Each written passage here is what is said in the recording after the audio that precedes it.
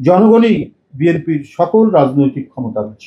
জনগণ আমাদের সঙ্গে থাকলে কোনো প্রকাণ্ডায় বিএনপি থেকে জনগণকে বিচ্ছিন্ন করতে পারবে না ইনশাল্লাহ। বিএনপির নেতাকর্মীদের নিজেদের মধ্যে ঐক্যবদ্ধ থাকতে হবে।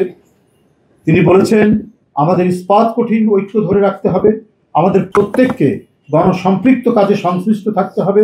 জনগণ বিরক্ত হয় এমন কোনো কাজে দলের নেতাকর্মীরা কখনোই লিপ্ত থাকবে না, জড়িত থাকবে না।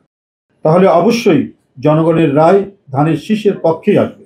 ভারপ্রাপ্ত চেয়ারম্যান নেতাকর্মীদেরকে সারা দেশে ডোর টু ডোর গিয়ে আগামী দিনে জনগণের মুক্তির সনদ 31 দফা তুলে ধরার পরামর্শ দিয়ে যাচ্ছেন এবং আমাদের নেতাকর্মীরা বা বিভিন্ন ইউনিট জেলা পর্যায় থেকে বা থানা পর্যায় থেকে কেন্দ্র পর্যন্ত প্রত্যেকে এই ব্যাপারে অত্যন্ত নিবিড় আন্তরিকতায় তারা কাজ করেছেন।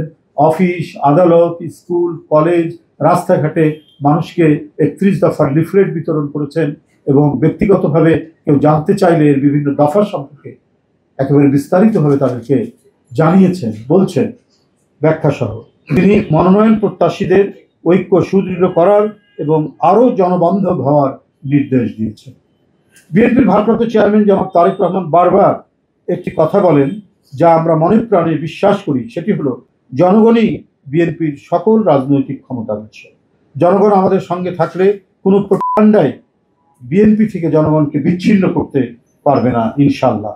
সারা দেশে বিএনপির সর্বস্তরের নেতাকর্মী, শুভার্থী ও শুভাকাঙ্ক্ষীদের প্রতি জনাব তারেক রহমানের আহ্বান, জনগণের ভালোবাসায় থাকুন, জনগণকে ভালোবাসায় রাখুন।